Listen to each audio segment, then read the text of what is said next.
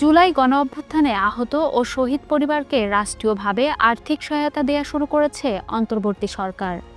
আজ রাজধানীর তেজগাঁয়ে প্রধান উপদেষ্টার কার্যালয়ে ২১টি জুলাই শহীদ পরিবার ও ৭ জন আহতদের মধ্যে আর্থিক চেক হস্তান্তরের মধ্য দিয়ে এ কার্যক্রমের আনুষ্ঠানিক উদ্বোধন করেন প্রধান উপদেষ্টা ডক্টর মোহাম্মদ ইউনূস।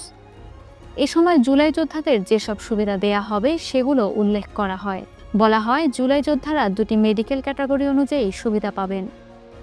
গুরুতর আহতদের ক্যাটাগরি এ অনুযায়ী এককালীন ৫ লাখ টাকা দেয়া হবে।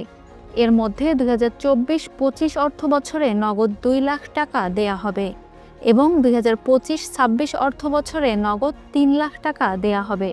এর পাশাপাশি গুরুতর আহত প্রত্যেক জুলাই যোদ্ধা মাসিক ২০,০০০ টাকা ভাতা পাবেন।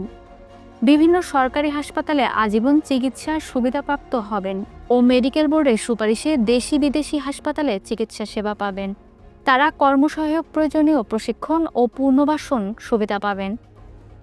ক্যাটাগরি বি অনুযায়ী জুলাই যোদ্ধাদের এককালীন ৩ লাখ টাকা দেয়া হবে।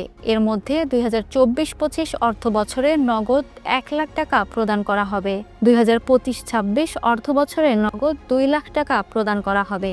এর পাশাপাশি মাসিক ১৫,০০০ টাকা ভাতা প্রদান করা হবে। কর্মসহায়ক প্রয়োজনীয় প্রশিক্ষণ ও অগ্রাধিকার ভিত্তিতে সরকারি আধা সরকারি কর্মসংস্থান প্রাপ্য হবেন। জুলাই যোদ্ধাদের পরিচয়পত্র প্রদান করা হবে।